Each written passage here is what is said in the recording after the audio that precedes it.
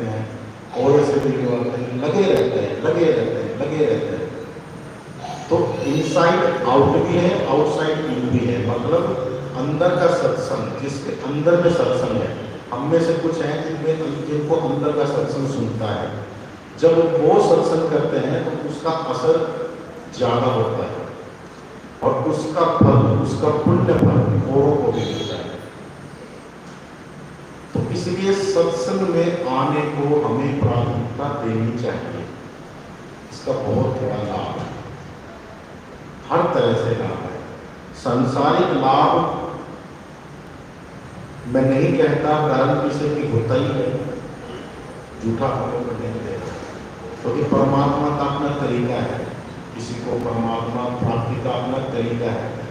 मीराबाई के जीवन में इतने दुख आए कि किसी किसी के जीवन में, किसी किसी के जीवन में आसपास जितने भी प्रियजन थे, जितने भी रिश्तेदार परिवार थे, कुछ एक कुछ होते सबकी मृत्यु ही हो गई।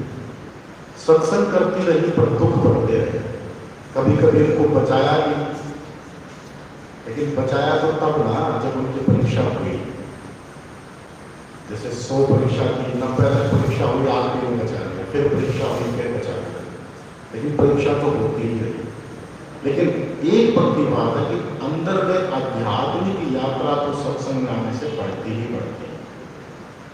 मैं नहीं कहता कि जो संतों से जुड़े हैं उनके पास पैसा बहुत ज्यादा हो जाता है और जो नहीं जुड़े हैं उनके पास नहीं होता, ऐसा देखने में नहीं आता। संतवाणी में आता है ना कि भाई पैसा तो किसी के पास नहीं होता है, पैसे कमाने का तो बहुत तरीके हैं।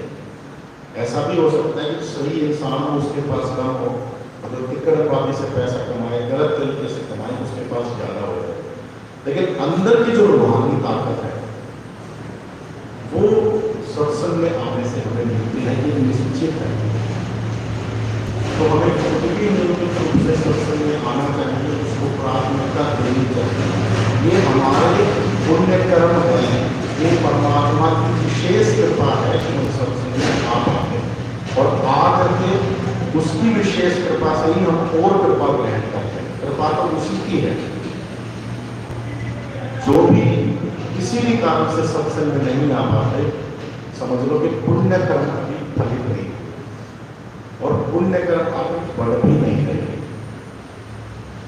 तो बाहर के सत्संग की समय बात कर रहा हूं, मुख्य रूप से अंदर के सत्संग की बात तो अंदर नहीं होगी। कहते हैं बाहर का गुरु जागृत होना अलग बात है, अंदर का गुरु जागृत होना अलग बात है। इस समय मैं जो बात कर रहा हूँ वो बाहर की बात कर रहा हूँ। जैसे आप सब आए हैं, कुछ वाणी गा रहे हैं, कुछ सुन रहे हैं। मुझे खुद, चाहे मैं गुरु हूँ, संत हूँ, पूरा संत हूँ, नहीं भी हूँ, पर उसके मार्ग पे लगा हुआ कोशिश तो मैं भी कर रहा हूँ। अब साधु हूँ कि संत हूँ कि परम संत हूँ, कितना परम संत हूँ, कितना संत हूँ, ये एक अलग विषय है। लेकिन उसके मालिक पे लगा हुआ, उसके मार्ग पे, और जब तक सांस है कोशिश है कि लगा रहूंगा।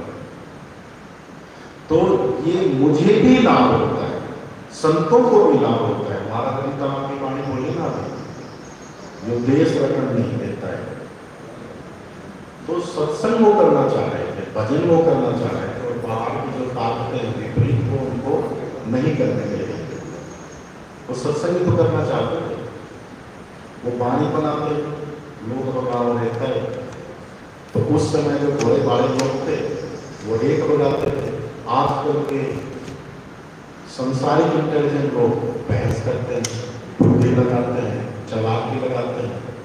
जैसे किसी को हराना हो तो सिर्फ बंदूक दिखा के थोड़ी हराया जाता है, तर्क में हरा लो। भाई कोई आदमी इतना तेज होता है बातचीत करने में कि बोला बड़ा आदमी तो बात भी यही कहता है, तेरी मेला बहस में तक नहीं करा तो बैठ तो करना आता है। तो बहस से तो हराया जाता है। इसी तरह से किसी का पैसे से नुकसान कर देते हैं तो पावरफुल, किसी की प्रतिष्ठा कम कर देते हैं तो हराना बहुत तरह से होता है। किसी आश्रम में किसी गुरु को बदनाम कर देते हैं तो उसमें कमी है ही, बोली गाना शुरू कर देते हैं। तो ये सब तरीके हैं, इससे परेशान किया जाता है, दूसरे को हराया जाता है। तो उस समय लोग ऐसे थे कि महाराज